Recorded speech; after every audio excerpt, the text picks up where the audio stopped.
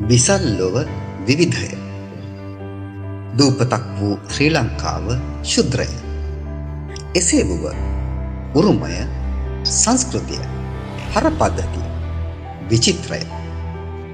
තාක්ෂණයේ උච්චතම අවධියක් වූ නූතනයේද ඒ විසිතුරු බවට පෙම් කරන ලොබ බඳින පුරවැසියන්ද රටවැසියන්ද බහුලය. ශරීරයේ නම් වූ යන්ත්‍රයේ ජාන තුළ උරුමය මුසුව ඇති බැවිනි. අපි ඔබගේ අභිලාෂය පොහොණි කරනු පිණිස අකාලික චාරිකාවකට සූදානම් වූ. එහි ආස්වාදය, වින්දනය, දැනුම, අධ්‍යාපනය ඈ වටිනාකම් පිරී පවතිනු ඇත.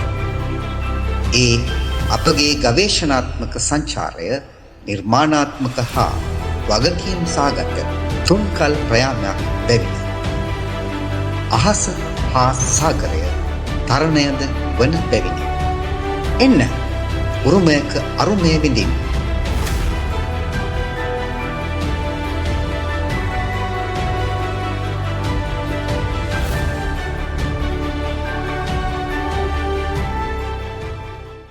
ආයුබෝවන්. අලුත් වැඩක් පටන් ගන්නයි සූදානම් වෙන්නේ. සාමාන්‍යයෙන් කවුරු හරි අලුත් වැඩක් පටන් ගන්නිද්දී නිතරම කියන කතාව තමයි අපි වෙනස් වැඩක් පටන් ගන්න සූදානම් වෙනවා කියලා.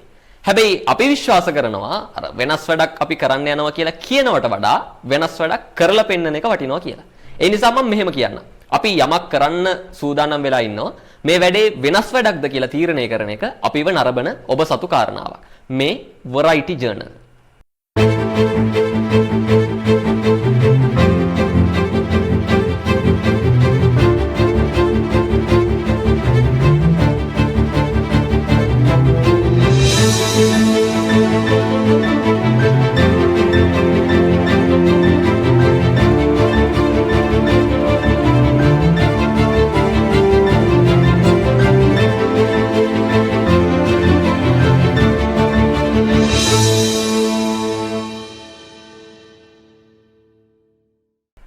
අද Variety Journal පළවෙනි වැඩසටහන. මේ වැඩසටහනේ නම සෙන්කෝල.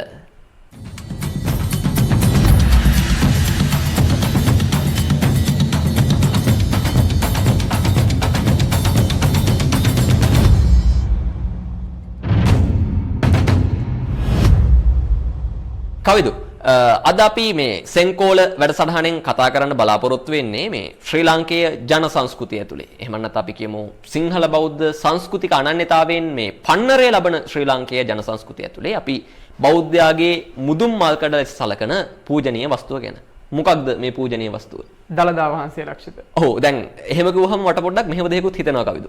සාමාන්‍යයෙන් අපි බෞද්ධයාගේ මුදුන් මල්කඩ කිව්වහම මං හිතන්නේ අනුරාධපුරයේ රුවන්වැලි මහා සෑයටත් අපි බෞද්ධයාගේ මුදුන් මල්කඩ කියලා කියනවා. ඊගාවට අනුරාධපුරයේම ජයශ්‍රී මහ බෝධින් වහන්සේටත් අපි කියනවා බෞද්ධයාගේ මුදුන් මල්කඩ කියලා. සමහරු ශ්‍රීපාද ස්ථානයටත් කියනවා බෞද්ධයාගේ මුදුන් මල්කඩ කියලා. සමහරු දැන් අර කවිදු කිව්වා වගේම මහනුවර ශ්‍රී දළදා මාලිගාවේ වැඩ සිටින අර වාමදන්ත ධාතුන් වහන්සේ කියන අපේ දළදා වහන්සේටත් බෞද්ධයාගේ මුදුන් මල්කඩ කියලා කියනවා. මට හිතෙන්නේ ඔක අර පූජනීය අර්ථයෙන්නේ මිනිසුන්ගේ හදවතේ තියෙන භක්තියත් එක්ක කියනවා. ඉතින් මුදුන් මල්කඩ කියලා ඔක අපි තරකයකට අරන් ඉන්න අවශ්‍ය නැහැ. අපි මේ භක්තියට ඒ අවකාශය එහෙමම තියලා අද අපි කතා කරන්න හිතුව ඇත්තටම කවිතු කිව්වත් වගේ දළදා වහන්සේ ගැන විශේෂයෙන්ම දළදා පෙරහැර ළඟ එනවා 1714 වෙනි වතාවට.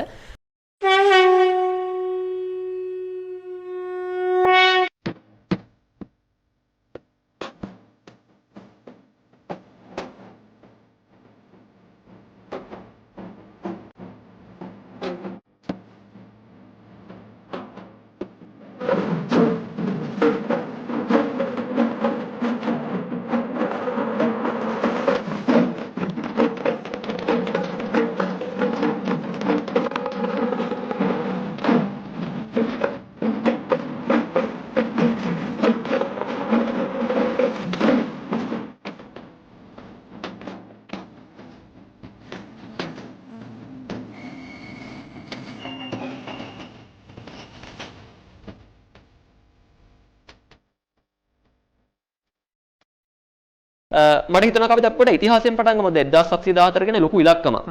මම හිතන්නේ මානව ශිෂ්ටාචාරයේ මේ මෙච්චර කාලයක් සියවස් 10කට වඩා කාලයක් එහෙම අකණ්ඩව කරපු පෙරහැරක් තියෙනවද ලෝක ඉතිහාසයේ? ලක්ෂිත දළදා පෙරහැර ලංකාවේ ආරම්භ වෙන්නේ කීර්තිශ්‍රී මේඝවර්ණ රජතුමාගේ කාලෙදී. අනුරාධපුරයේ රජු කරපු කීර්තිශ්‍රී මේඝවර්ණ රජතුමාගේ කාලෙදී.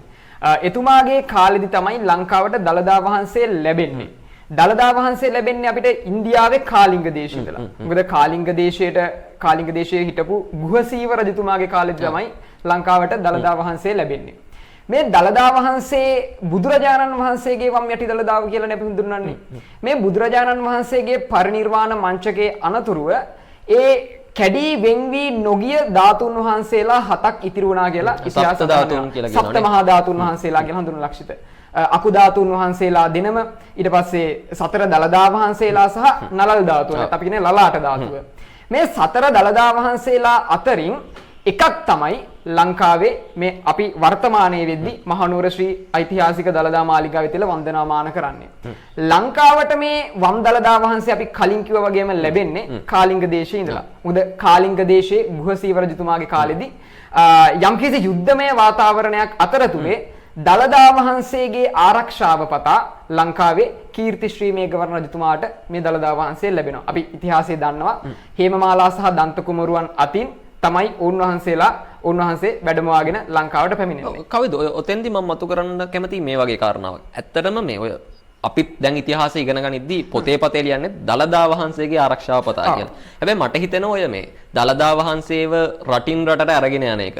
එහෙම නැත්නම් දැන් ලංකාව ඇතුළේ රාජධානී අනුරාධපුරේ ඉඳන් පොළොන්නරුව දඹදෙණිය ආපහු කුරුණෑගල ආදී වශයෙන් දැන් මේ කන්දුරට රාජධානිය වෙනකන් ඉඳන් ගමන සලකා බැලුවාම මට හිතෙන එක තමයි මේ දළදා වහන්සේගේ ආරක්ෂාව කියනකට වඩා සමහරට රාජ්‍යත්වයේ සංකේතයක් විදිහට ඒ සමකාලීන පාලකින් විසින් කිසියම් දේශපාලනික වටිනාකමක් ලබා දෙනවනේ. මේක අපිට කතා කරන්න බැයිද? දැන් මම පොඩි දෙයක් එකතු කළොත් කවිදු. දැන් දඹදිව වුණත් දැන් අපි දන්නවා ගුහසේව රජතුමාගේ කතා ප්‍රවෘත්තියේ තියෙනවනේ අර පණ්ඩු රජතුමා මේ දළදා වහන්සේ රැගෙන ගිහිල්ලා අර පරිබ්‍රාජකින් විසින් ගුහසේව රජතුමා මිනියටයකට වන්දනාමාන කරනවා කියලා චෝදනා කරාට පස්සේ මේ මුළු දඹදිවටම අගරජ වූ රජතුමා පණ්ඩු රජතුමා දළදා වහන්සේ ගෙන්න ගන්න ගුහසේව රජතුමත් එක්ක. එතකොට දළදා වහන්සේ විනාශ කරන්න උත්සාහ කරනවා. අපි කියන අර කිනිහිරේක දාලා තලන්න උත්සාහ කරනවා.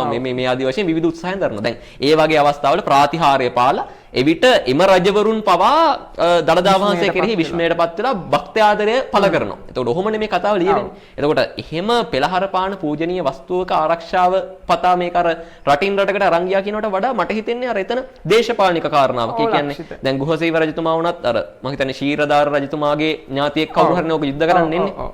එතකොට අර දඹදිව තවත් රජෙකු අතටපත් වීමට වඩා ඒක මොකක් හරි මොකද උතන රාජතාන්ත්‍රික කතාවක් තියෙනව නේද? අර දැන් මේ අපේ කවුද කිත්සිරිමේවා රජතුමාගේ පියා මහසෙන් රජතුමාගේ කාලේ තිබ්බ මේ රාජතාන්ත්‍රික සම්බන්ධතාවයක් එක තිබ්බ එකගතාවයක් ගැන දළදා වහන්සේ ලංකාවට එවනවා කියන.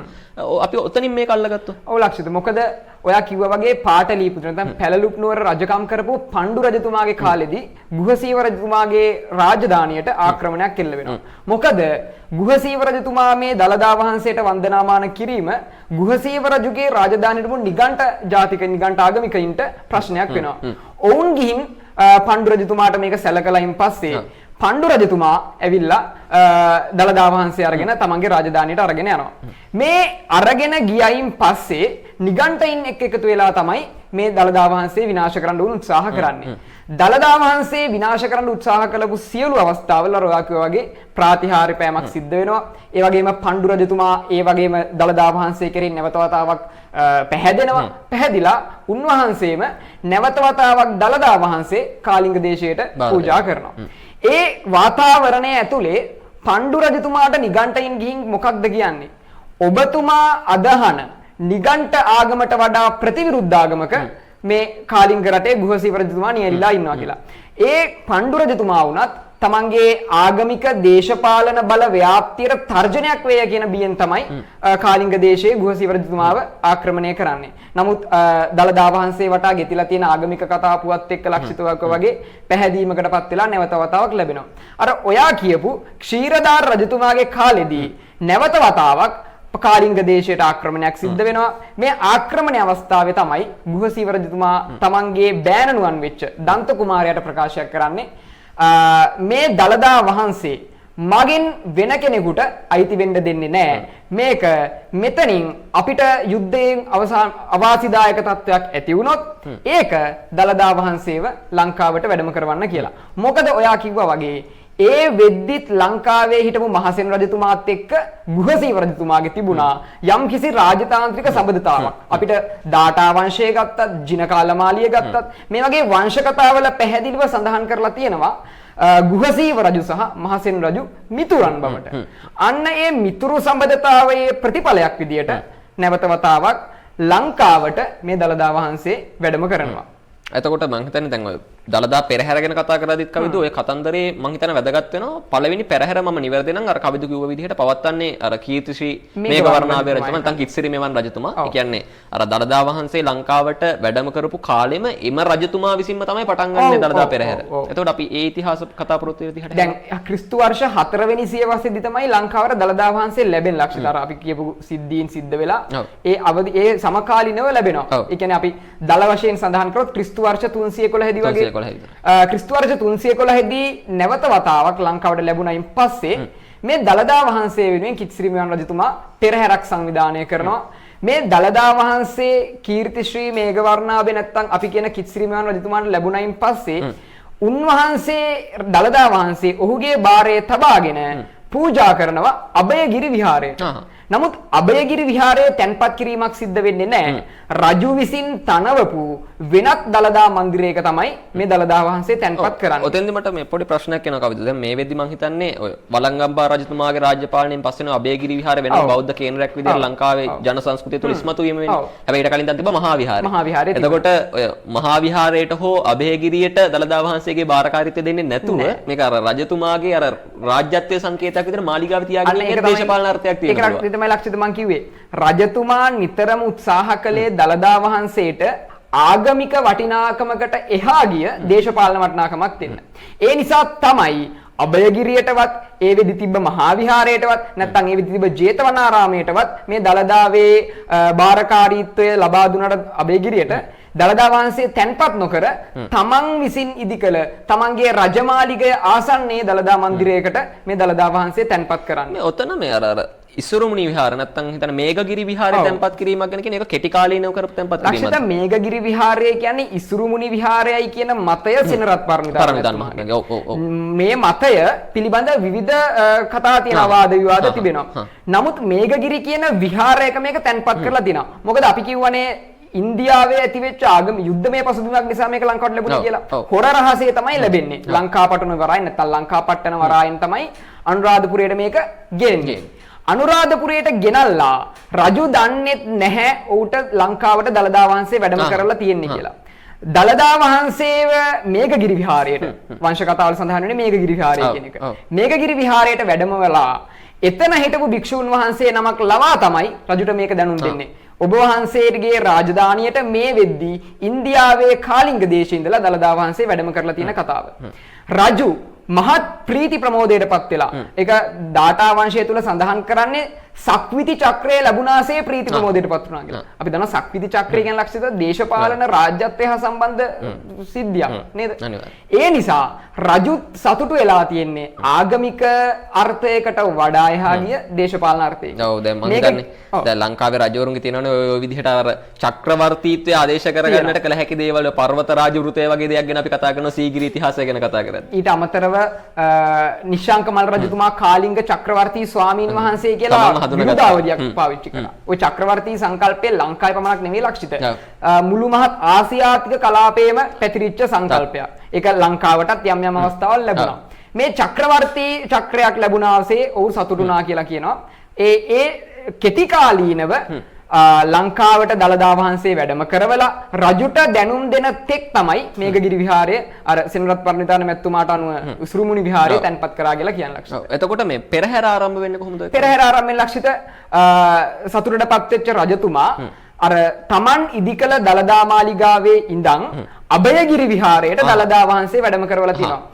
වංශ කතාවේ සඳහන් වෙන්නේ කහවණු ලක්ෂයක් වියදම් කරලා ඒ වෙද්දි කහවණු 9 ලක්ෂයක් කහවණු 9 ලක්ෂයක් වියදම් කරලා මේ දළදා වහන්සේ වෙනුවෙන් ඔහු පුද පූජා සහ පෙරහැරක් පැවැත්වුවා කියලා. ඒ වගේම ඔහු අණක් කරනවා මේ දළදා වහන්සේ මා සිදු කළ ආකාරයටම මෙතෙන් පටන් අකණ්ඩව ඉදිරියටත් සිද්ධ කරන්න ඕන කියන කතාව. මම හිතන්නේ අර 1714 කියන ඉලක්කම හැදෙන්නේ එතන ඉඳන්. එතන 2025 කියන අදව අවුරුද්දෙන් 311ක් අඩු කරාම ක්‍රිස්තු වර්ෂ 1714ක් කියලා. මට ඔතන ප්‍රශ්න දෙකක් එනවා. පළවෙනි එක දැන් මේ වෙද්දි මේ පෙරහැර සංස්කෘතියක් තියෙනවනේ. දැන් අලියතුන් පිරිවරාගෙන දැන් දළදා පෙරහැර ගම පොඩි ළමයට දළදා පෙරහැරේ චිත්‍රයක් අඳින්න කිව්වොත් මුලින්ම අදින්නේ අර කරඩ වෙරයි යන ඇතාවනේ. ඒක තමයි සංකේත අපේ ඔළුවේ ලැබෙන රසන රූපයක් තියෙනවා.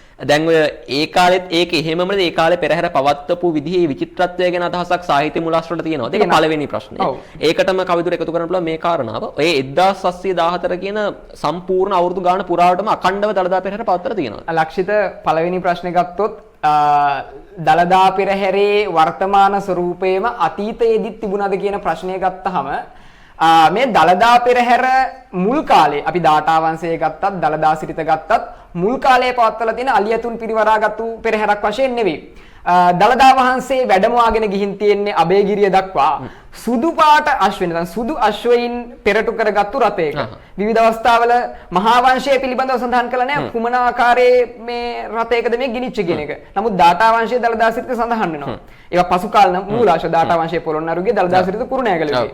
මේ වගේ විවිධාකාර ස්වරූපයෙන් කියන්නේ වර්තමාන ස්වරූපයේම නැති නමුත් ඒ යුගයට අදාළව ඒ යුගයේ තිබ්බ සම්පත් වලට අනුකූලව මේ දළදා පෙරහැර පවත්වලා තියෙනවා. දෙවැනි ප්‍රශ්නේ ගියොත් ලක්ෂිත අවුරුදු 1714ක්ම මේ දළදා පෙරහැර අඛණ්ඩව පැවැත්වුවාද කියන එකට අපිට ලිඛිත සාධකවත් පුරාවිද්‍යාත්මක සාධකවත් නැහැ. මොකද අනුරාධපුර යුගය පිළිබඳව අපිට පැහැදිලි තොරතුරු ලබා ගන්න තියෙන ප්‍රධාන මූලාශ්‍රයක් මහා වංශය. මහා වංශය තුල මේ අඛණ්ඩතාවය පිළිබඳ තොරතුරු නැහැ. මහා වංශය කොහොමත් අවුලක් තියෙනව නේද? මේ ලොකුවට දළදා වහන්සේට එහෙම ප්‍රමුඛත්වය දීලා නැති ගතිය. මොකක් හරි ශාස්ත්‍රීය විවාදයකුත් තියෙනවනේ. හරියටම හරි ලක්ෂිත. මොකද මහා විහාරයේ වංශකතාව වශයෙන් තමයි මේ මහා වංශය හඳුන්වන්නේ. මොකද මහා විහාරයට අනුබද්ධිත පිරිවෙනක් වෙච්ච දික්සඳ සෙනවියා පිරිවෙනේ වැඩ වාසය කරපු මහානා මහමුද්‍රතුමා මේක රචනා කරන්නේ. ඒ කියන්නේ මහා විහාරයට පක්ෂපාතී විලක්ෂිත තමයි හඳුන්වන්නේ. නමුත් අපි කියවනේ මේ වෙද්දි අබේගිරිය ජේතවනය ඒ වගේම මහා විහාරය කියන තුනම තිබුණා නිකායන් තුනම තිබුණා කියලා. මේ මහා විහාරයේ රචිත මහා වංශය තුල ඔවුන්ගේ විරුද්ධවාදියෙක් වෙච්ච අබේගිරියේ තැන්පත් කර තිබූ දළදා වහන්සේ පිළිබඳව සාධක සහ සාක්ෂි අඩු නැත්නම් හිඟතාවයක් අපිට දකින්න පුළුවන්. එතකොට වැඩිපුර ලියවිලා තියෙන මොන වගේ ග්‍රන්ථවලද මේක සම්බන්ධව? මහා දළදා වහන්සේ පිළිබඳව අපිට පසු කාලනව රචනා වුණත් දාඨා වංශය දළදා සිරිත වගේ වංශ කතා ඒ සාහිත්‍ය මූලාශ්‍රවල යම් යම් තොරතුරු ලබා ගන්න පුළුවන්. මහා වංශයේත් සඳහන් වෙනවා අපි කිව්වේ අඛණ්ඩව නැති වුණා. අකීර්ති ශ්‍රී මේඝවර්ණාභය රජතුමාගෙන් පස්සේ මහානාම රජතුමාගේ කාලේ, මිත්තසේන රජතුමාගේ කාලේ, ධාතුසේන රජතුමාගේ කාලේ, අටවන අක්බෝර්, තුන්වන අක්බෝර්, දෙවනි සේන, හතරවෙනි සේන මේ වගේ රජවරු ගණනාවක් ආශ්‍රිතව මේ දළදා වහන්සේ පිළිබඳව තොරතුරු සඳහන් වෙනවා. නමුත් අඛණ්ඩතාවය පිළිබඳව අපි කියන ලංකා ඉතිහාසයේ අඛණ්ඩතාවය පිළිබඳව කොහොමද ගැටලු තියෙනවා. ඒ ගැටලුව මේ දළදා වහන්සේ වෙනුවෙනුත් වළංගුයි.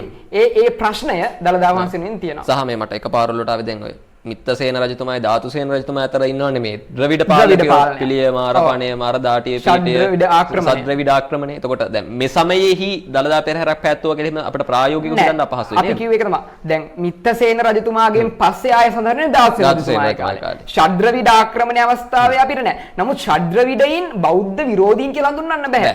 මොකද රුවන්වැලි සෑය පිළි ළඟ තියෙනවා මේ ෂඩ්ද්‍රවිඩ එක් රජකුගේ සෙල්ලිපියක්. ඊට කතරගම කිරිවෙහෙර ආශ්‍රිතව තියෙනවා.